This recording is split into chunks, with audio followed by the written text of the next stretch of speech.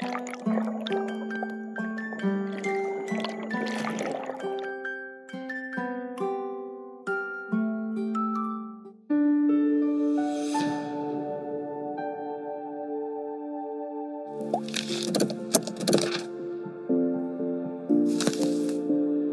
paimti ir sugadinti visą laidą, pasakęs, kad jų yra po 5 kiekviename mieste, bet iš tikrųjų face buildingo, būtent face building, aš esu vienintelė. Yra dar tas nepasitikėjimas, naujovė, niekas nieko nežino. Užspaudžiu smilkinius ir po toliau susidėlioju zigzagus savo pirštukus virš antakių. Raumenys miegojo, tu dabar pas juos atėjai į namus, pasakai, toptus, pastuksenai į duris ir sakai, kelkite, tinginiai.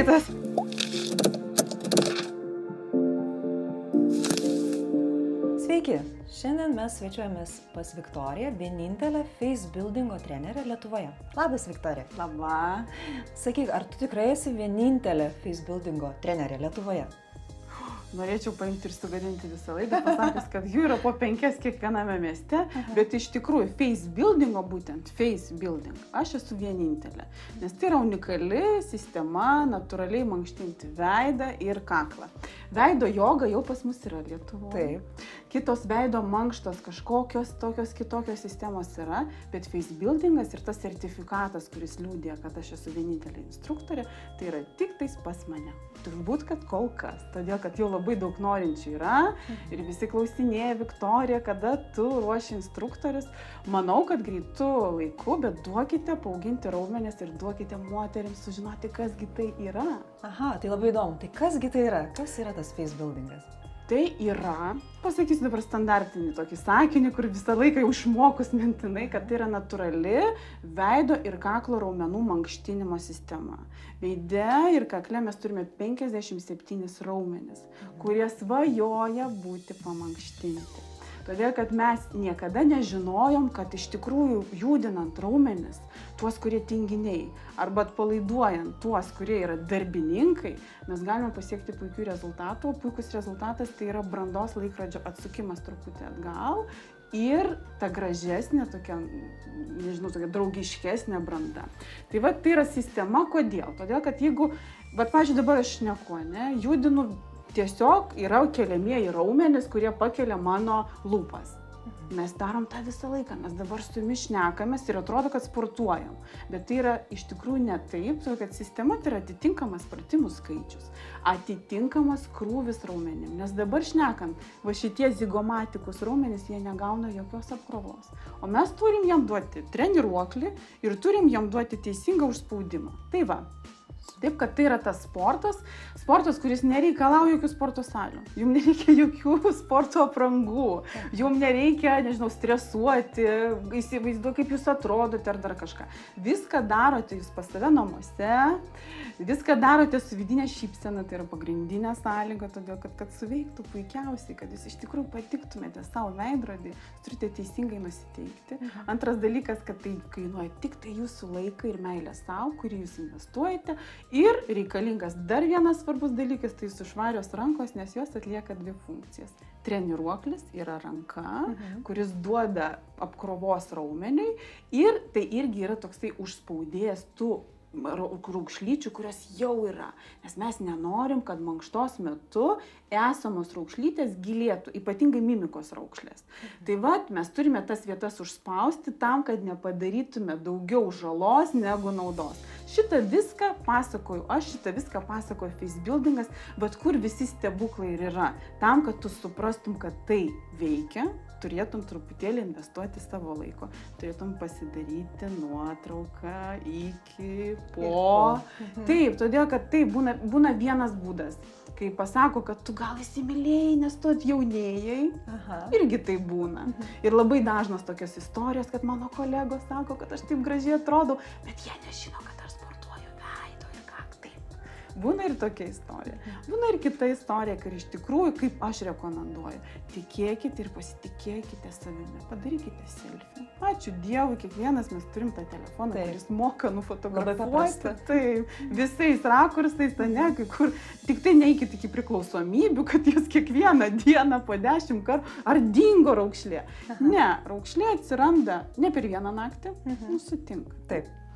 Ir jinai taip pat dingsta ne per vieną naktį. Taip pat pražilti mes tikriausiai galim, jeigu psichologinis kažkoks stresas, tai tikrai gali atsitikti visko, bet kad gili raukšlė atsirastų kažkur, ypatingai protinį darbą dirbant, arba labai mimikuojant, jeigu žmogus labai šypsosi, juokiasi, tai irgi ne iš karto. Tai vat, tam tikri stigmos, tam tikri požymiai iš tikrųjų ir man matomi, kai pavyzdžiui, žmogus dirba protinį darbą ir tu iš karto pamatai atitinkamą, reiškia, raukšlių, kaip raukšlyčių, žemėlapis. Aš vadinu unikalus veido žemėlapis, nes kiekvienas mes unikalus ir tas visas nusėtas mūsų istorija, mūsų gyvenimo yra mūsų kakle, veide. Kaklas išduoda dar vieną labai svarbų dalyką. Laikysena. Jeigu yra, nešnekėkim taip, kad pas mane truputėlį yra pagurklis, nes aš pavalgau galbūt daugiau negu reikia. Kur nesimato nieko. Vėlgi, aš matau, jeigu kažkas mato, tai irgi viskas tvarko, aš patvirtinu, kad taip yra. Jeigu jūs nematot, ačiū Jums labai už komplimentą, Jūs man paglostėt širdį. Tai antras dalykas, kad jeigu Jūs netaisyklingai sėdit, tai pagrindinis dalykas, kuris bus matomas, tai pagurklis, kuris atsiranda nuo netaisyklingos laikysenos. Nesumeluosiu, 30% jūsų jauno veido ir kaklo, kuris jūsų yra nuostabus veidas ir kaklas, 30% yra jūsų laikysena. Ir šiam momentui matosi, kad jūs iš tikrųjų stengiatės laikyti savo nugarą, stengiatės laikyti pečius. Labai sveikinu ir sakau kaip trenerė, kad jūs darote puikų darbą. Tai Viktorija, manau, kad mūsų žiūrovam būtų labai įdomu sužinoti, kaip tu pati susidomėjai face buildingu, kaip jis galbūt tau pačiai padėjo susitvarkyti su kažkokiam veido dalykais, kažkokiu to žemėlapiu, kaip tu minėjai. Ir koks buvo tavo kelias, kaip tu pradėjai to mokintis, kaip tu tapai instruktorė, manau, būtų labai įdomu tavo istorija. Ačiū, žinot, apie save šnekėti yra visą laiką malonu, taip kad aš su malonumu pasidalinu, kad man atsitiko viskas visiškai atsitiktinai. Buvau teisininkė, tebesu teisininkė, diplomų niekas neatėmė, vėlgi tos pačios patirties niekas neatėmė, tam tikrų klientų niekas neatėmė, bet man reikėjo matyti save veidrodyje tokią, kuri patiktų savo. Labai paprastai, mes labiausiai domimės ir sąžiningai darom tą, kas mums arčiausiai odos. Man arčiausiai odos buvo tas, kad protinis darbas, nuolatinis stresas. Aš čia nepasakosiu, kad tik teisininkai yra tie, kurie stresuoja. Čia būtų tikrai nesąžininga, todėl kad visi mes kitaip, kiekvieną dieną stresuojam psichoemocinę būseną. Ne veltui mes nuostabiam, aš ir psichologija, reiškia, nuostabioje laidoje, visi žinote, kad tai atsispindi veide. Ir lygiai ta pati istorija atsitiko su manimi. Žmogui yra virš 30 truputį ir jau tu matai, kad prieš tai buvo vienaip, o staigiai tapo visai kitaip. Tai gaunasi taip, kad vidus sužaidė vieną dalyką ir sužaidė tas nuolatinis stresas.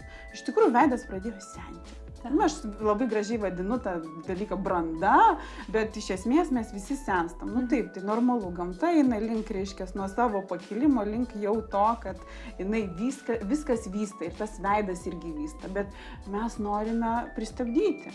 Mes norime, kad biologinis amžius atitiktų realiai tą, ką mes matome. Vėlgi 21 amžius, mes turim tokius aukštus reikalavimus išvaizdai. Ir tas irgi manęs neaplenkė. Aš nesakau, kad gražuolė, nuostabuolė, bet jeigu tu žinai, kad tam tikros raukšlės tau trukdo gyventi, tu žinai, kad ypatingai mano, jeigu šnekėt vėlgi grįžtant prie manęs, mano kaktoja yra žemesnė ir jinai labai linkusi prie visko, kas čia susikaupia.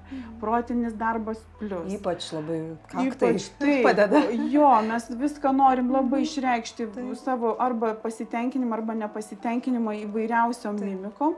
Tai man prasidėjo nuo to, kad aš pradėjau kažko ieškoti, nes kelias buvo, 3 buvo keliai. Arba eiti ir paprastai pasiimti, reiškia, specialistą, kuris išvirkš kažką. Paralyžius, labai gražiai viskas išsilygina, bet yra ir minusų kompensacinių principų, paskui atsiranda kitų raukšlytės, bet čia kita tema. Antras dalykas, galima buvo be abejonės pasitaupius pinigėlių pasidaryti kažką, nors galima sakyti 30 su kapeikom tau, virš 30, ką tu savo galvoji, bet jeigu tau tai yra svarbu, jeigu tau tiksi, aš manau, kad mes visi suprantam tą būseną, kai tau norisi iš tikrųjų kažką pakeisti. Tai antras kelias, o trečias kelias, tai nuo to pačio protinė veikla, tu pradedi galvoti. Šaltos mintis ir tu galvoji, stop, ką aš galiu dar padaryti apart to, kad nueiti ir paprasčiausių kelių atsiduoti specialistui, kuris kaip aš dabar, kaip be 5 minučių kosmetikė, žinau, kad jam viskas yra tvarko, aš sakau, aš neįsiu prieš, facebuildingas visų draugas ir jeigu nori, tikrai darykitės ir viskas ok. Bet atsiduoti ten, nepabandžius nieko savo. Bet aš nieko nepadariau tam, kad kažkaip sustabdyti.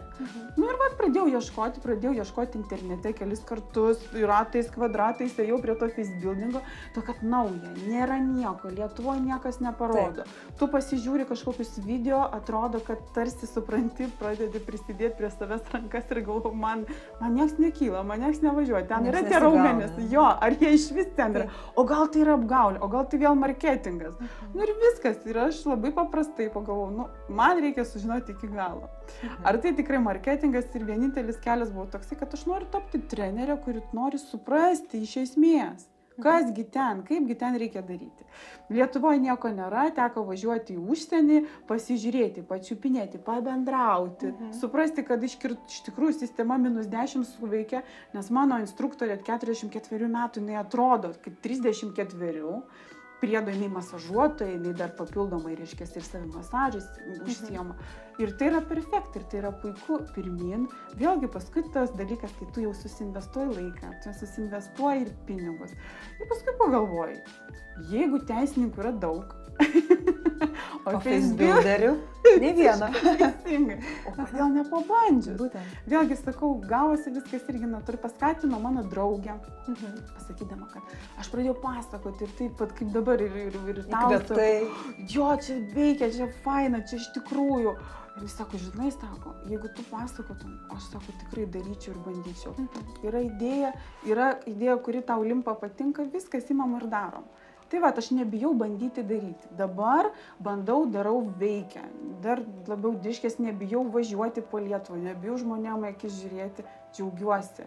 Trečias dalykas, kad teisė buvo didžioji aistra truputį priblėso. Atsirado nauja aistra, kuri, tai veža. Man patinka. Daug kas nesupranta, sako, kam tie diplomai, teisininko, bet viskas tokia, jie man labai praverčia. Jie net ir šitoje veikloje praverčia. Tai va. Tokia istorija. Labai įdomi istorija, iš tiesų. Sakyk, Viktorija, o kaip vyksta būtent tie facebuildingo? Kas tai yra? Užsiėmimai? Ar tai yra kažkokios konsultacijos? Ar tai yra kažkokie grupiniai galbūt užsiėmimai? Ar tai vienas su vienu pas tave ateina, tarkim, klientas? Kaip tas viskas vyksta? Kaip atrodo? Žiūrėk, Agne, tu viską išvardinai. Tu išvardinai viską, kas vyksta. Ir grupiniai užsiėmimai. Ir dabar ir apie masažų šnekam ir savimasažą, nes norisi, kad mokėtų pasidaryti pačią savo, taupytųsi tos pačius pinigus, tą patį laiką. Man yra svarbu, kad žmogus mokėtų susitaupyti savo laiką. Jūs geriau jį skirkite kitur. Susitaupyti taip pat truputėlį pinigų. Jūs geriau nuvažiuokite, pailsėkite. Nešvaistykite, nepasigilinę. Antras dalykas, kas vyksta elementariai sportas. Tik tais ne kūno sportas, o veido ir kaklo sportas, mankštos. Kaip ir sakiau, raumenys. Yra raumenys tinginiai, hipotonusas per žemas. Reiškia, kas slenka pas mus žemyn, skruostukai prie akių, viskas. Nes raumenų karkasas tai yra kaip kaukė raumenų. Ir vat susipinę tie raumenys, jie slenka po truputį žemyn. Ir nuo čia prasideda slinkimas. Reiškia, tinginukai visur vienas paskui kitą tempėsi vieni kitus. Tai va, o antri mūsų raumenukai yra darbininkai, kur sakau, nuolatiniai medkirčiai, jie kerta dieną naktį. Ir tie medkirčiai nesustodami iškerta mums mimikos raukšlės, kurios atsiranda pačios pirmos. Tai va, užsiėmimai vyksta dviem kryptim. Tinginius priverčiam dirbti, duodam tonusą, duodam jiem pasitempti ir pailgėti, todėl kad dar vienas momentas labai svarbus, su metais mūsų raumenys trumpėja ir susitraukia.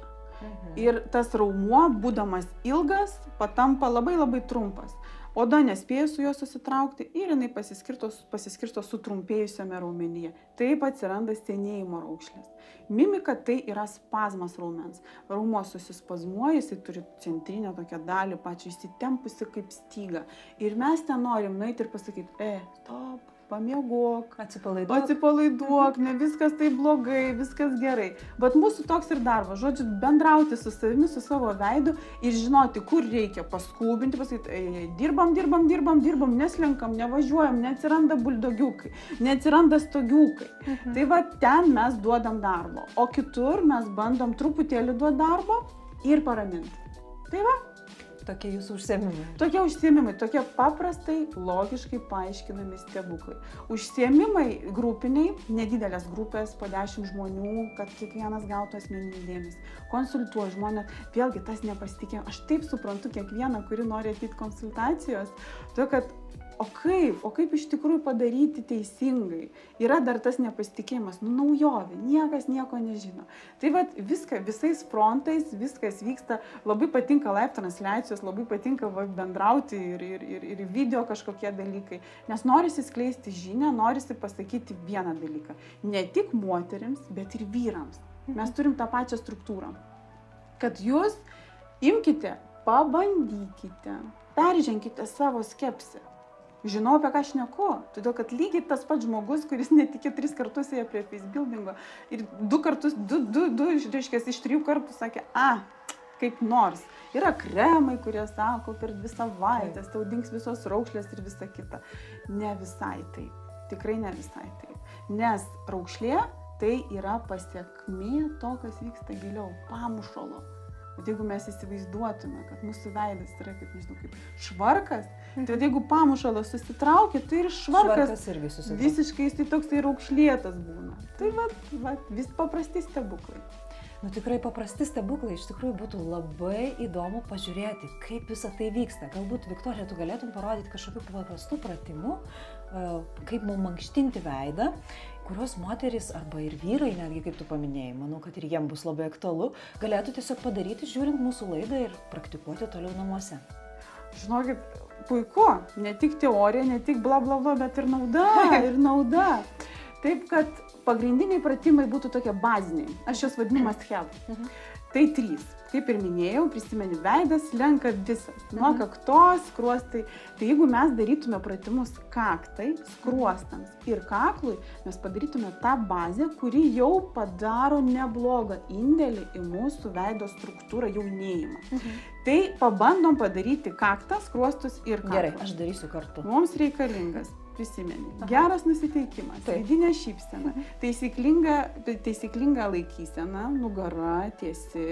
Noriu klausimą paklausti, ar reikia atsirėmus į kėdės kraštą ar ne? Kėdė ir atlošas tai yra tas tinginiams ir toksai mūsų komforto pagerinimas. Aplamai taisyklingas sėdėjimas tai yra nepatogus sėdėjimas. Kojos irgi turi būti atremtos į žemę. Mums reikalingos dar švarios rankos, kaip ir sakiau, treniruokliai ir tie dalykai, kurie užspaudžia jau esamas raukšlės. Ką mes padarom? Aš parodau, o tu kartosi su manimi. Gerai? Aš dedu rankas, užspaudžiu smilkinius, dirbam su kaktos zona. Užspaudžiu smilkinius ir po toliau susidėlioju zigzagus savo pirštukus virš antakių. Ką noriu padaryti? Treniruoklis duoda apkrovos raumenims, kurie vadinasi frontalis. Mes su jais dirbsim. O rankytės zigzago principu užspaudžia jau esančias mimikos raukšlės, jeigu jos jau yra. Tai vat, ką reikia padaryti? Jeigu labai stipriai prispausti rankas, apkrovą didelę duosi. Tai vat įsivaizduok, tu ateini į sporto salę ir pasiemi treniruoklį su 100 kg. Tu nepakelsi. Ne? Taip. Nepakelsi. Reikia dirbti taip, kad tu užspaustum tiek, kad tu galėtum savo skalpą, savo frontalis pakelt. Mes kelsim skalpą, bet uždėjus ant jo rankas su atitinkamu spaudimu, kad reiškia duoti raumeniui, mes norim mikrotraumą padaryti. Nes aplamai sportas, tai vat būtent ilginti raumenis, auginti truputėlį raumenis. Tai yra mikrotrauma. Važiuojam. Kaip tai atrodo? Virš antakių, nes mes dirbam ne su akių raumenim ir pradedam kelt skalpą. 1, vidutinį tempą. Ir atleidžiam tada žemyn. Tai 2. Svarbiausia, nepadėti rankomis ir nekelt. Labai yra pagunda didelė paimti ir rankomis pakelt skalpą, tarsi aš padariau pratimą. Ne, mes turim užspausti ir 1, 2. Aha. Kad jaustų, kad kyla, ar ne? Taip. Turi būti jausmas. 4, kyla skalpas. Taip. Svarbiausia, kad jeigu tu dabar nieko nejauti, tai viskas yra ok. Taip ir neturi būti, raumenys miegojo. Tu dabar pas juos atėjai į namus, pasakai, tu pastuksenai į duris ir sakai, kelkitės, tinginiai, pradėsim dirbti. Jie sako, ko tu nori. Reiškia, reikia palaipsniui svarbiausia suprasti, kas turi vykti. Užspaudžiam, užfiksuojam ir duodam apkrovos, keliam. Taisyklingas pratimo atlikimas, kai tu jauti, kad tavo skalpas važiuoja į viršų, o šitie raumenys net įsipina, net iki pat nugaros. Tu pajausti tą važiavimą. Antras pratimas, skruostai. Iš karto perspėsiu, kad skruostai gali tikrai niekur nesikelt, bet svarbu atsiminti, ką mes darom. Mes sudedam burną į raidę O, ištempiam mimiką ir paskui prispaudžiam rankomis po šnervėmis, uždedam rankytes, duodam apkrovą atitinkamą ir keliam pupelės. Aš vadinu pupelėmis zoną po akimis ir prie mūsų smilkinių. Kaip ta pupelė atrodo? Va šitaip. O kodėl mes ją keliam? Todėl, kad pas mus viskas lenka va tokia amplitudė. Va visa beduoklė, taip vadinam. Kaip tai atrodo?